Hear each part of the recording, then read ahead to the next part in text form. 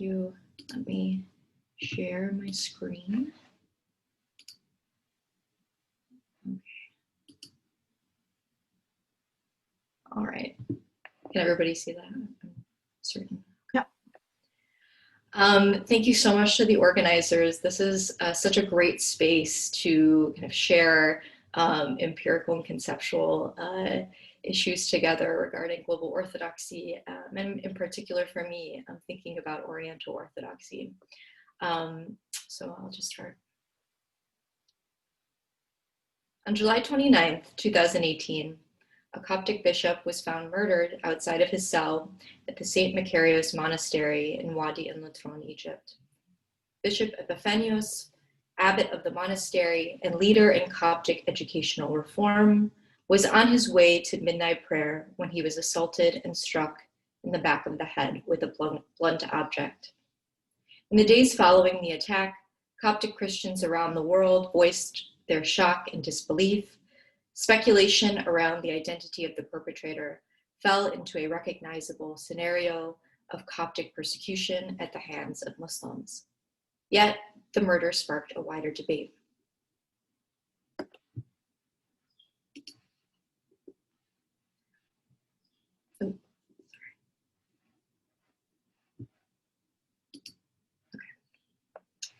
The day after the murder, one Copt in the United States wrote the following on Facebook. Why is there a battle for education? Why is knowledge and understanding dangerous to some? What is the threat that this man or any other man poses by being educated? The quote that has been circulating around, our church is full of goodness that the West is continually learning from, yet we are leaving our roots and heritage, speaks volumes. What are our roots? Why are we leaving our heritage? Why is it so difficult to return to them? End quote.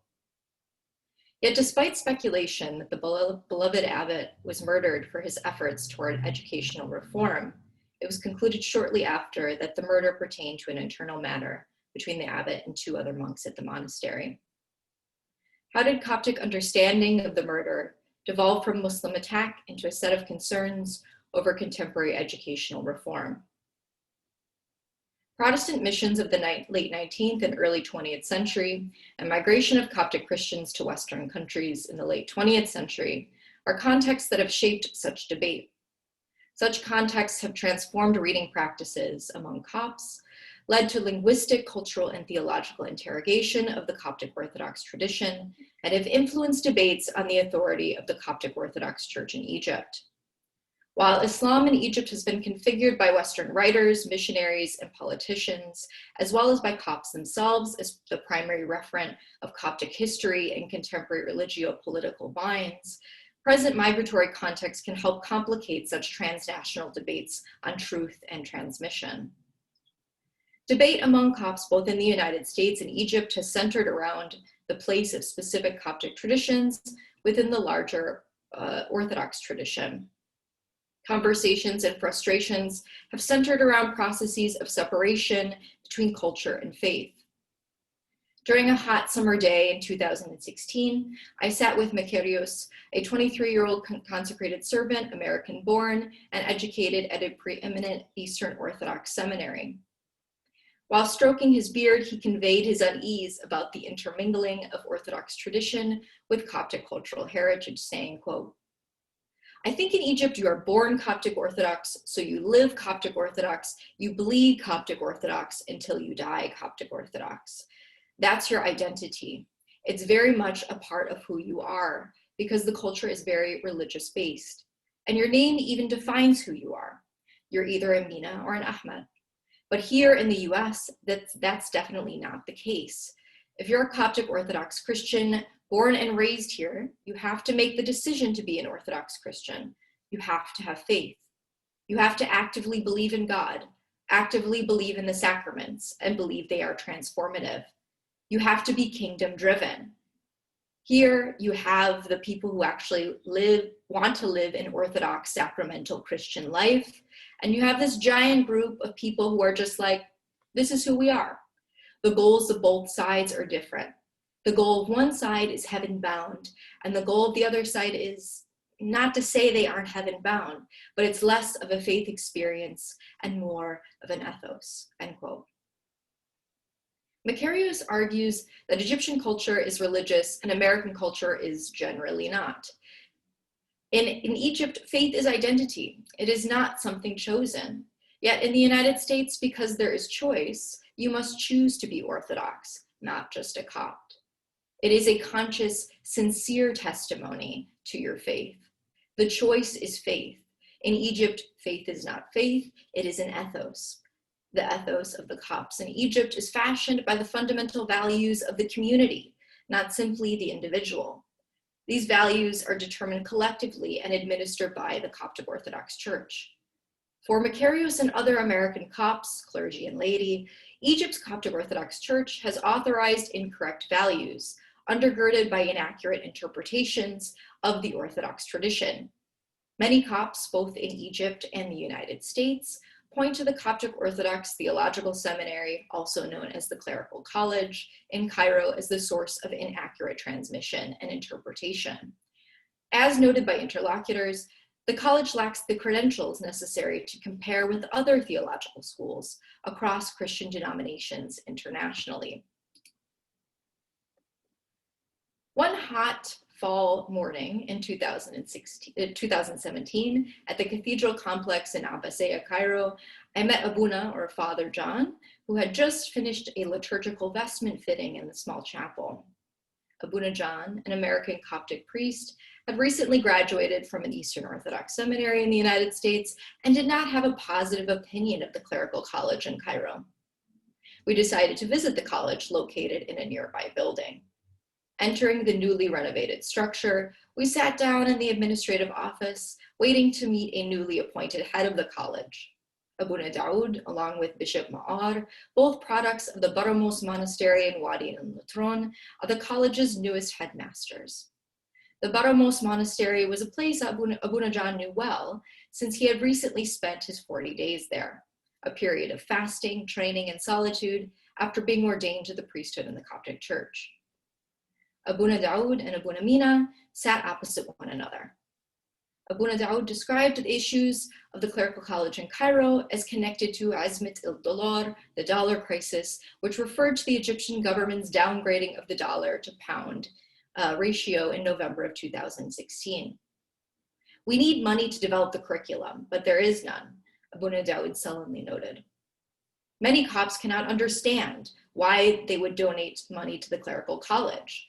They donate to Ikhwat al-Rabb, or a charity, but they don't understand why donating to theological education is important, end quote. Limited funds and financial constraint across Egyptian society has once again reconfigured priorities away from theological education, centralized in the Coptic Church.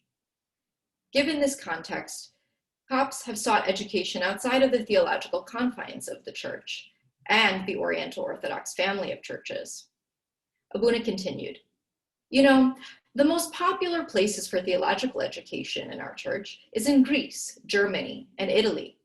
Okay, the church in Greece is Chalcedonian. In Germany, Italy, and America, your teachers will most likely be Protestants or even atheists who are teaching you theology. But do you know that if the Coptic College or the Institute established a doctoral program, do you know the word that they would use to describe this program? They'll tell you, yes, this is a local PhD with no international accreditation or legitimacy, end quote.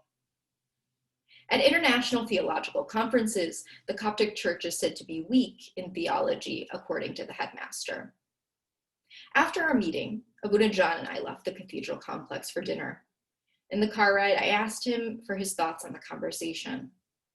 So what is his background? Abuna asked in reply. He's legit, I get it, but at the end of the day, you're administratively the head of the theological school. I don't mind talking to you and getting to know you. You represent the place well, and you're obviously able to communicate, but it's a little bit more than that. You have to have the credentials, end quote. Credentials are the authoritative means by which one can represent and speak for the needs of the Coptic community. For Abuna and many others engaged in campaigns for renewal in the church, Credentials means degrees from Western accredited universities, regardless of denomination. Among American-born priests and laypersons, the Coptic Orthodox Church in Egypt and its decisions issued through the Holy Synod lack authority because many of its members are not theologically educated. And if they were, most were not educated at Western accredited institutions. Another American Coptic priest described the problem this way: there needs to be accountability to the hierarchy. They issue decisions at the Holy Synod that are embarrassing. A network of educated clergy need to make sure that when they are issuing decisions, they are grounded in the tradition. Any Egyptian degrees need to be eliminated. You need to have received a degree from an accredited institution. I prodded him. So many receive degrees from abroad. Doesn't that disregard those in Egypt who have been educated differently? He replied, this is necessary if we're going to survive and thrive. The mother church needs to be held to international theological standards, end quote.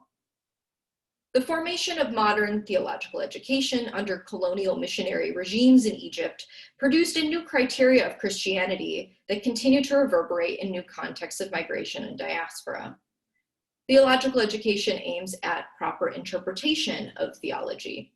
Yet, the practice of interpretation is not only committed to proper transmission of the religious tradition from the past, but is equally committed to relating it to the present.